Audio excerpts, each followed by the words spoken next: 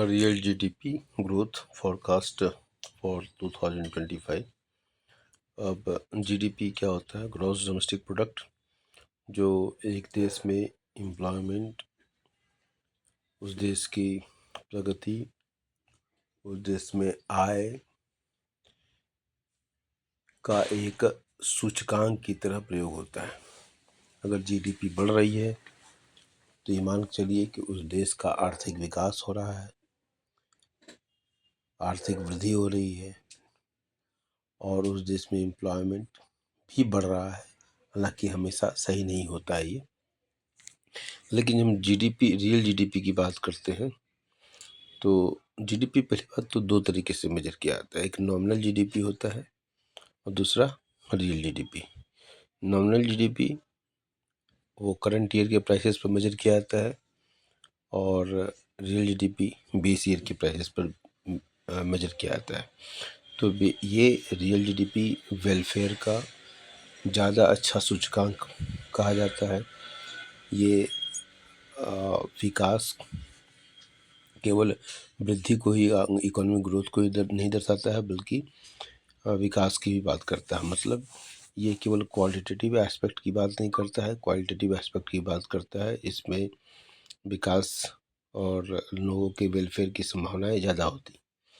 तो 2025 का जो ये फॉरकास्ट किया गया है, इंडोनेशिया में 5.1%, चाइना में 4.6%, सऊदी अरेबिया में 3.3%, नाइजीरिया में 3.2%, यूनाइटेड स्टेट्स ऑफ अमेरिका में 2.7%, स्पेन में 2.3%, ब्राज़ील 2.2%, ऑस्ट्रेलिया में 2.1%, साउथ कोरिया में 2%, कनाडा 2%, यूके 1.6%, साउथ अफ्रीका 1.5%,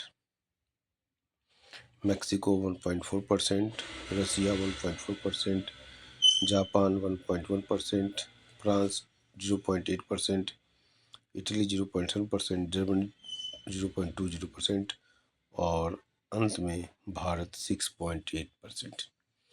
तो ये बहुत बड़ा एक आंसर है उन लोगों के लिए जो लोग प्रायः आलोचना करते हैं और प्रश्न चिन्ह लगाते हैं बहुत सारे मुद्दों पर।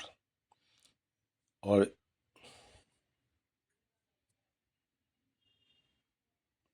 तो निश्चित रूप से ये आंकड़ा ये दर्शाता है कि भारत की आर्थिक स्थिति दुनिया के तमाम विकसित और विकासशील देशों की तुलना में बहुत ही बेहतर है।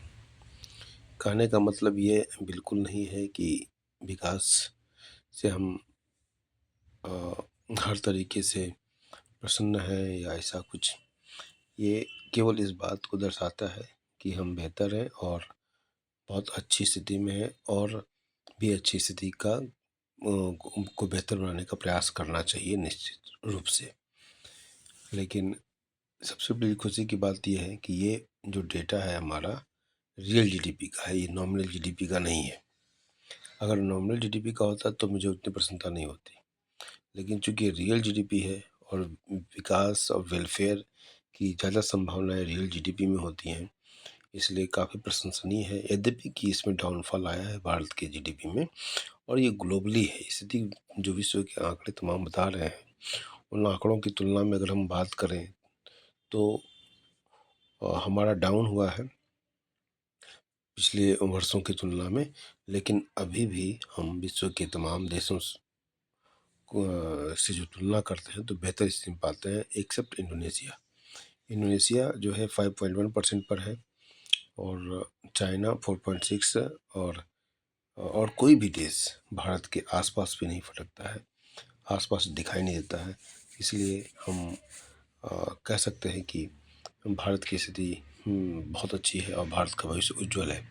लेकिन भारत को तो कुछ विषयों पर बहुत ध्यान देने की ज़रूरत है।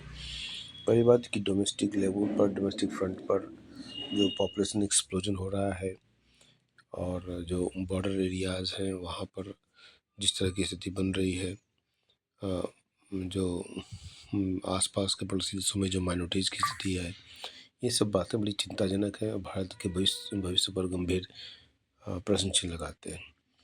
भारत में जो आतंकवाद की समस्या है, उनके जो सपोर्टर्स हैं, ये भी एक बहुत बड़ी समस्या है।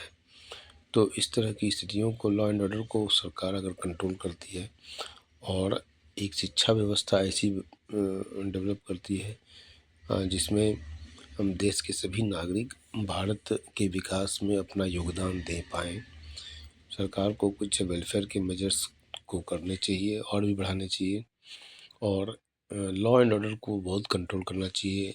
डिसिप्लिन, राष्ट्रवादी सोच, देश के लिए काम करने का जज्बा, इन सब बातों को शिक्षा में समाहित करना चाहिए, तो निश्चित रूप से और अच्छा रिजल्ट आएगा। थैंक यू, धन्यवाद।